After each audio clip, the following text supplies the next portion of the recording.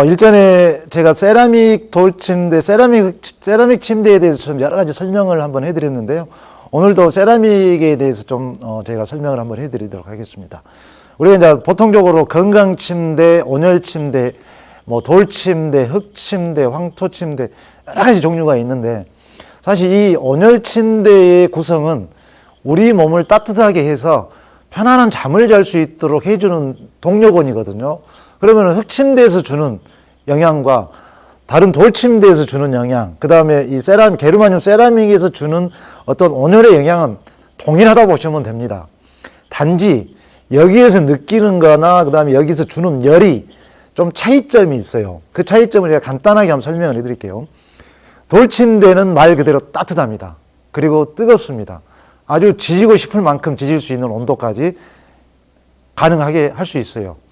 단 중요한 것은 돌침대는 너무 뜨거우면은 우리가 수면 중에 젊은 사람들은 괜찮은데요, 온도를 느끼기 때문에 나이 드신 분들이 무감각해질 수 있어요. 혈압이나 당뇨라든가 이런 부분들이 계신 분들은 하체 쪽에가 차갑다 보니 가끔 온도를 못 느끼는 경우가 있습니다. 그래서 자면서 추우니까 온도는 최대로 올려놓고 자다 보면 자꾸 다리 밑으로 들어가야 되거든요.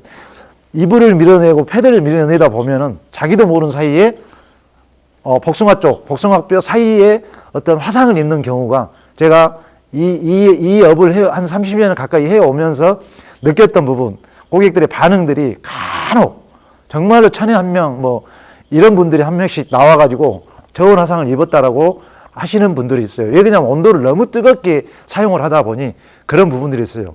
이게 몸을 뜨겁게 해야 되는 것은 왜 뜨겁게 해야 되는가 하면 몸이 차가우니까 그런 부분들이거든요. 그래서 우리 몸에 염증이 있다 보니 자꾸 온도를 올리게 돼 있어요.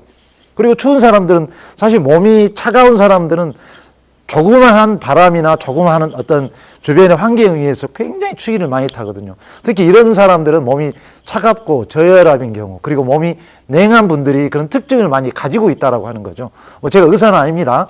단지 이제 그런 분들에 대한 특징들이, 여기 지금 이 영상을 보신 분들도 아마 다 그런 부분들을 이해를 하고 계실 것이라 보고요.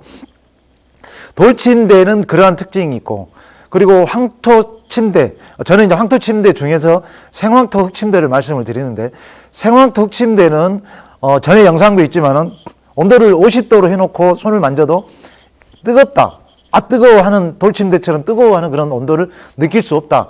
따뜻한 느낌이 다가오면서 그 다가온 느낌이 서서히 그 황토에서 나오는 아주 은은한 온도가 우리 몸을 데워주기 때문에 아주 뜨겁지도 않고 차지도 않고 그런 부분들이 있어서 생황토 흙침대에 아주 좋은 점이 있다고 보시면 됩니다.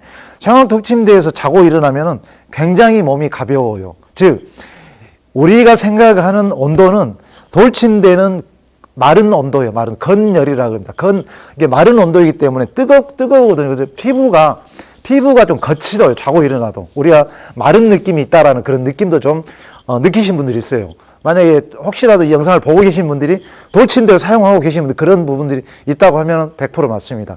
혹여 이제 그런 부분이 있고, 황토 침대는 100% 굽지도 않고 순수하게 생황토로, 얘기했던 것처럼 20도나 25도로 건조된 상태에서 만들어 놓은 황토이기 때문에, 지금 우리가 사용하는 온도가 40도, 45도 보통 이렇게 해서 잠을 자는데, 그 온도에 사용을 했을 때도 이 황토가 갖고 있는 특유의 주변에 있는 습기라든가 이런 것들을 빨아가지고 다시 품어내는, 공기 재생하고 어떤 방 안의 공기를 만들어주는 역할을 하기 때문에 우리 몸에도 열을 가함으로 인해서, 흙침대를 사용을 함으로 인해서 피부가 보슬보슬하고 보습이 되는 효과를 볼 수 있다.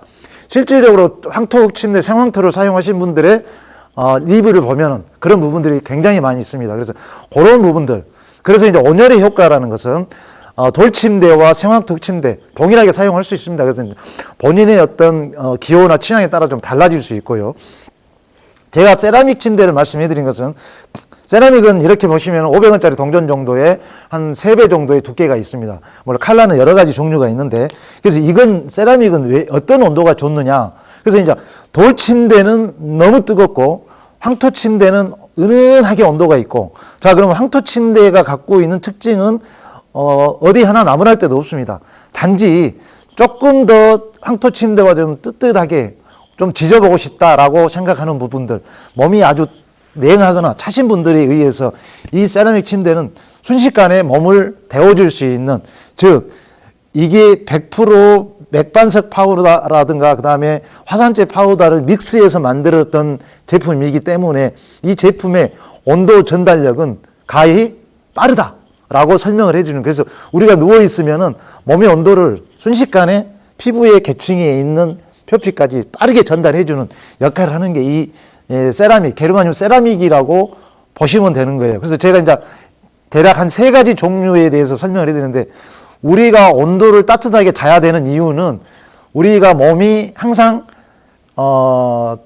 뜨겁고 그 다음에 따뜻할 수는 없다.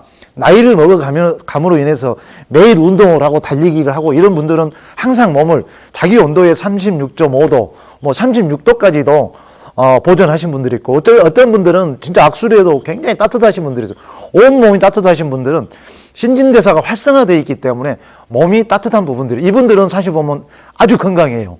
어떤 분들은 제가 만나본 분들은 70이 됐는데도 뜨겁고 운동을 하신 분들이 있어서 아주 건강하게 뭐 고혈압, 당뇨, 기초대사의 어떤 그런 질환을 가지고 계신 분들이 한 분도 안 계시다는 얘기예요.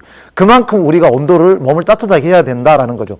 수면 중에는 우리 몸의 활성화가 떨어진다. 그러면 우리가 자면서 몸의 온도가 쭉쭉 떨어지거든요. 이 떨어지는 온도를 어떻게 해야 되느냐.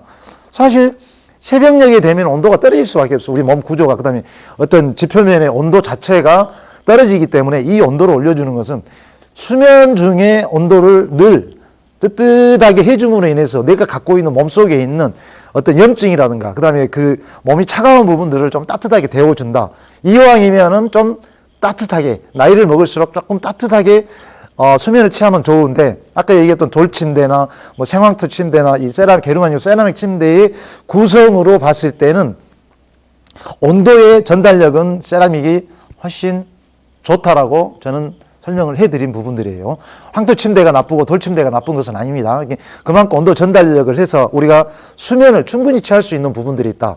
사실 우리가 잠을 잘 자야지만이 그 다음에 활성화되고, 이 잠은 잠자는 중에서 우리 몸속에 있는 신진대사를 활성화시켜주고 그 다음에 우리 몸에 있는 염증, 피로를 풀어주는 역할을 한다. 그래서 이 온열 침대는 그러한 성분과 그러한 역할을 해주는데 충분히 기여하고 있다는 거죠. 사실 우리 온돌 문화, 고유의 온돌 문화이기 때문에 지금 돌침대, 흙침대, 세라믹 침대는 이러한 영향으로 가장 많이 사용하고 있고 널리 알려져 있다라고 보시면 됩니다. 제가 지금 돌침대, 황토침대, 세라믹 침대에 대해서 설명을 해드렸는데, 사실 우리가 잠을 따뜻하게 자야 된다. 짧은 잠을 자도 그 수면에 맞는 온도로 잠을 자고 나면은 그게 하루, 이틀, 한 달, 두 달 쭉 1년 동안 10년이 되면은 실질적으로 사용하지 않는 분과 사용했던 분들에 대한 어떤 건강 패턴은 조금 다를 수 있다라고 제가 감히 설명을 해 드립니다. 뭐 이상으로 제가 설명을 좀 해 드렸고요. 궁금하신 분은 저한테 메시지를 남겨주시면 제가 답을 해 드리도록 하겠습니다.